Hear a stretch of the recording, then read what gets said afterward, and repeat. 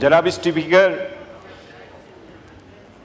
हमेशा से रियासत के 3 सतून होते हैं, मुकन्नना, अदलिया और एग्जेक्टिव।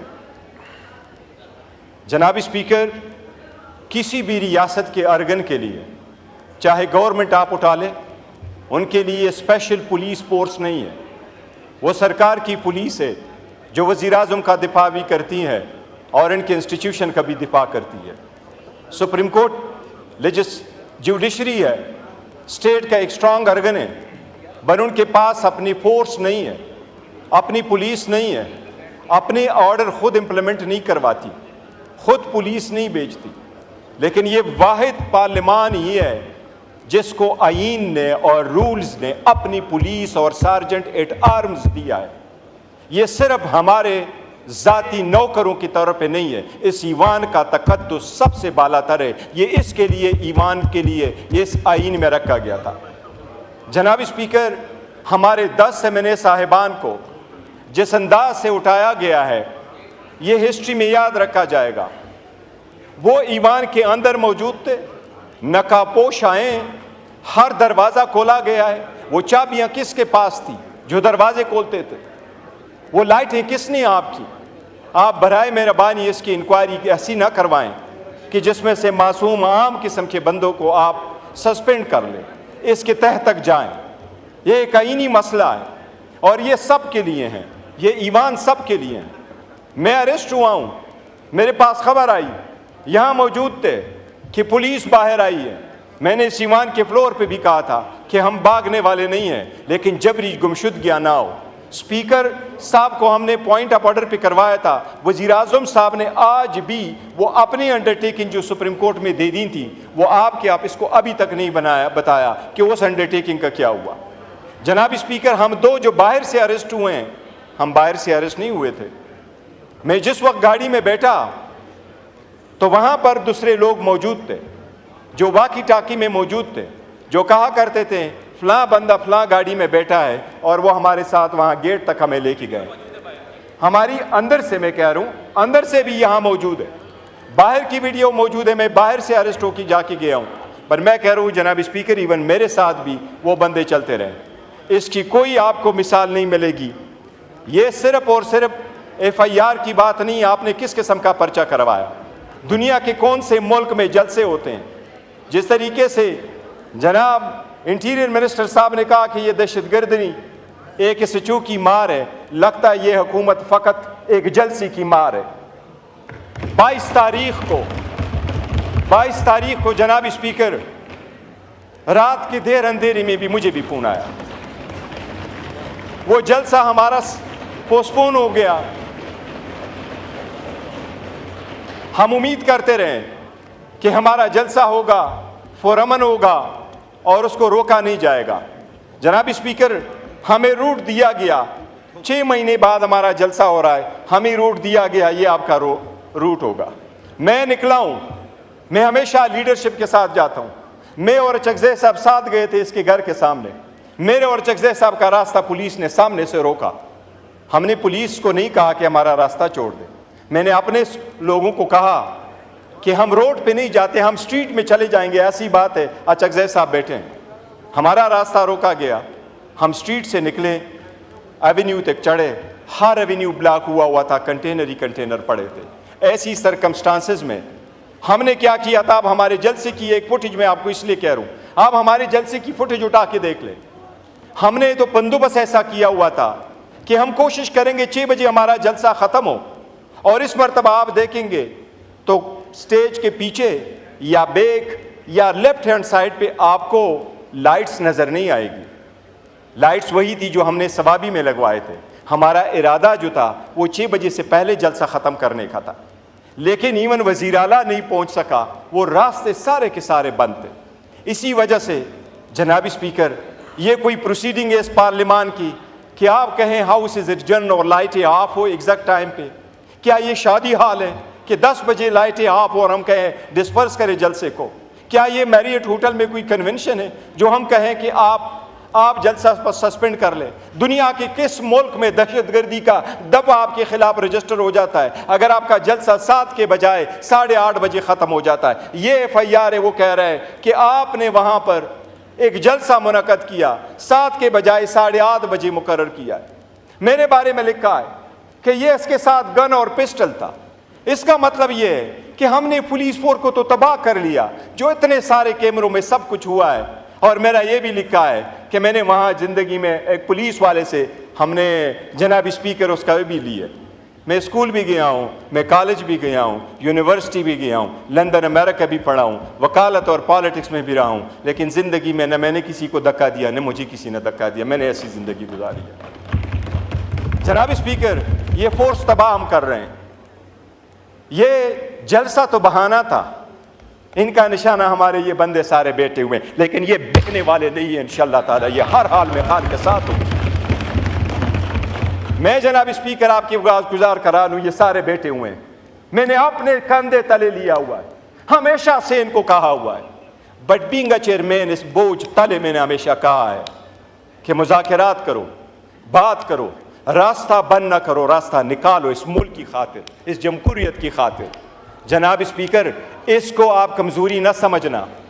इस इतनी बड़ी फोर्स की जिसकी 70% मैं जाता हूँ, मैंने मेरी वीडियो देखे, क्या ख्याल है मैं सीढ़ी चढ़ के गया हूँ? अरे मैं उस स्टेज पे सीढ़ी चढ़ के नहीं चढ़ा हूँ, मैं सीढ़ी चढ़ के उस स्टेज पे नहीं चढ़ा हूँ। इमरान खान साहब के जुनून ने मुझे इन हाथों पे उठाया है, ये इमरान खान की वजह से था, मेरे नहीं उठा रहे। जनाब स्पीकर, मैं आपको ये अर्ज़ करूं, आपकी ईमान पे बड़ा डाका डाला गया है। हमने इनको कहा हमारा नाम निकाले ECL से, ECL से नाम निकाले गए। हम टिट फॉर टेट नहीं जाते। आपके यहाँ हमारे KPK से आई हुए हमारी बहनें, हम उनकी बड़ी इज्जत करते हैं।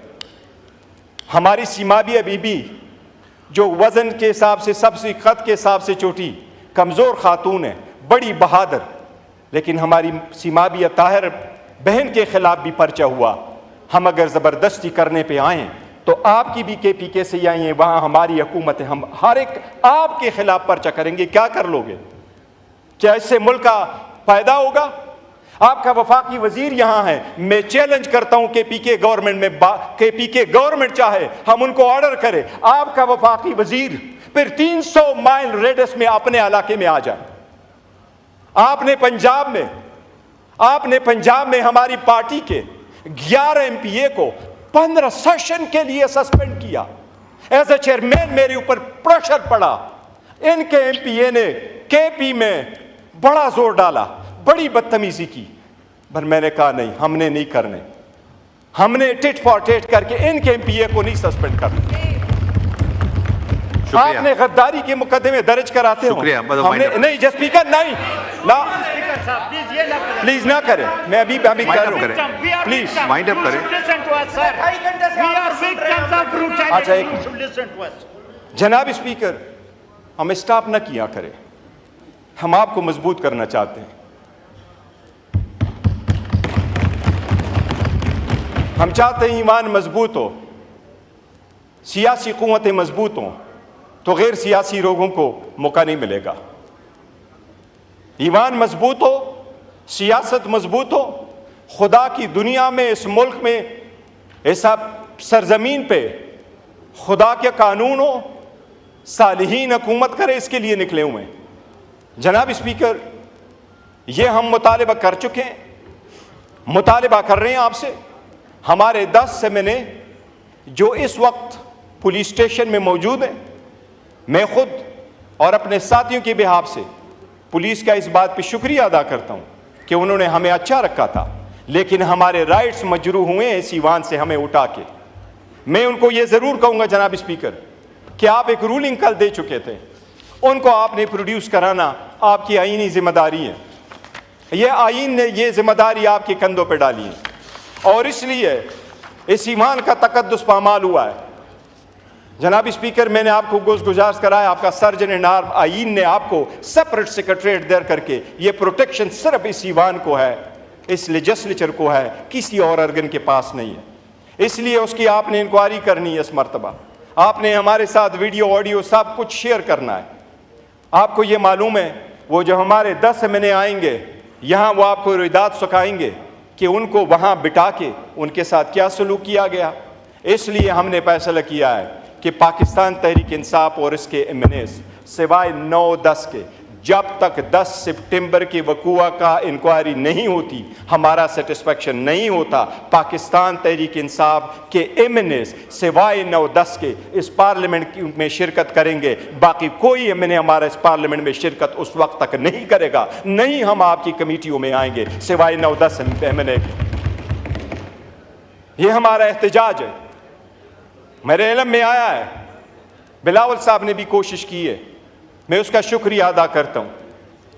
ये ईमान को अगर हमने चलाना है और इस स्ट्रगल को हमने आगे लेके जाना है, तलखियों को हमने काम करना है, तो जनाब स्पीकर इसको ना भूल जाइए। ये कारोबारी सियासत, कारोबारी जमा खर्च नहीं है कि 2 में से 1 माइनस करो तो 1 रह जाएगा। हम समझते हैं 2 में से 1 माइनस करो तो ये 1 भी नहीं रहेगा, ये 1 भी नहीं रहेगा। जनाब स्पीकर, खुदा ने कौमों को जो तबाह किया है, एक कौम की जलालत इस वजह से हुई तबाही कि अल्लाह का कुरान में फरमान है, वहिज़ा बत्वश्तुम जब्बारी, जब वो पकड़ते भी थे तो जब्बारीन की तरफ जुल्म करके पकड़ते थे। जनाब स्पीकर, अल्लाह ताला ने कुरान में जिक्र किया हुआ है कि मैंने 4 बंदों के अहल को पसंद फरमाया था, आल इब्राहिम, आल नूह और आल इमरान को। और सुलेमान अलैहिस्सलाम के बारे में स्पेसिफिकली फरमाया कि उनके बाद मैंने उस कौम पे बनतोड़ सैलाब भेजे और उनको चंद दी। रीज़न ये कि नमाज छोड़ चुके थे, शहवत नफ्सी की फरमानी करते थे और लोग उनके नाखलफ थे। नाखलफ का मतलब मौजूदा वक्त में क्या होगा ये आप खुद सोचें। जनाब स्पीकर, मेरी ये रिक्वेस्ट होगी कि हमारे एमएनएस को आप आज के सेशन में ज़रूर प्रोड्यूस करें। ये आपका ऑर्डर हुआ था, ये मिनिमम है जो आप आज काइंडली मेहरबानी कर ले, ये कर दें। और हम इंतज़ार करेंगे कि आपकी इंक्वायरी कहाँ ख़त्म होती है ताकि हम फिर नए लाए अमल का ऐलान करेंगे इंशाअल्लाह। शुक्रिया। ऑनरेबल